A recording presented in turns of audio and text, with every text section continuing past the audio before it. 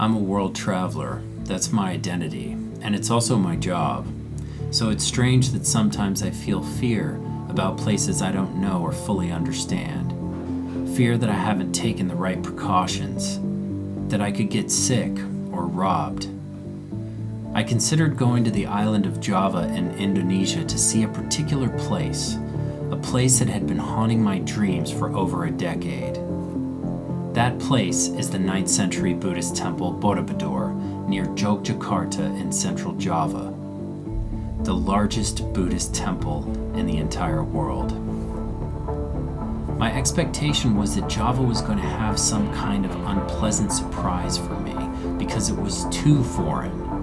After all, I don't exactly stay at the Four Seasons. A nagging voice said, "Stop leaving your comfort zone, man." I wrestled with this for weeks as my hippie lifestyle in Bali got more and more appealing. In the end, my curiosity won out and I felt compelled to use most of my savings to fly to Yogyakarta to see this venerable temple that looks like something constructed from the dreams of the collective unconscious. From Bali, Yogyakarta is about an hour's flight. I couldn't resist a new adventure.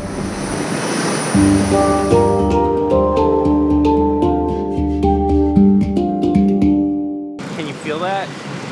It's the energy, the smells, the vibrancy, the electricity of a brand new city. That is so cool. Let me zoom in on that. The graffiti here is crazy good. I booked my accommodation ahead of time. It was nice for $12 a night, but I have 2 words of advice: air conditioning. I got eaten alive by mosquitoes. Next challenge: would I brave the highways in central Java with a scooter for the 2-hour drive to Borobudur, or would I take a tourist bus like everyone else? Was the road dangerous? I had conquered my motorbike fears in Bali, but was this pushing things way too far? Headed with the bike, 2-hour ride from my neighborhood here in Yogyakarta. Turns out the scooter ride was exhilarating beyond belief, flying down the highway to a magical and deeply spiritual place I had dreamed about for so long, ever since seeing the movie Baraka. That's where you park for Borobudur if you drive here on a bike. That thing. That's not even, there's like 4 bikes in there. It's like impossible. Here I am today with my lovely guides. Hello. I got personally escorted around Borobudur. This is my first look, which is pretty astounding. Of course, it'll get better as we get closer.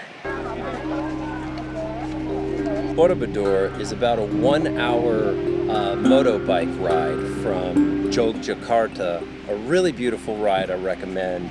Now, if you haven't done that and you've come to Indonesia, you've really missed out on something special. I know it can be a little bit intimidating to ride a motorcycle or a scooter in the throngs of humanity, the traffic that is Indonesia, but wow. A lot of things about Buddhism resonate with me. Mindfulness, the attempt to stay in the present moment and really appreciate life, trying to separate yourself from an attachment to material things. And I can kind of celebrate some of those principles by being here at Borobudur. This trip was one of the most important trips of my entire life. It was difficult for me to conquer the fear of going to Java, a fear that didn't have much substantial basis except the unknown. Then I conquered my fear of riding the scooter on a huge highway with a map that may or may not have worked. It significantly changed me. I felt exhilarated for days after this trip, like I was deeply and intimately connected with Borobudur. It's not only a symbol of the beauty inherent in various Buddhist philosophies, but of my adventurous spirit and my willingness to take risks. My lesson from this journey is pushing yourself out of your comfort zone often feels like a bad idea. But whenever I do it, I progress spiritually and emotionally. And please remember one last thing. Believe in yourself. I believe in you.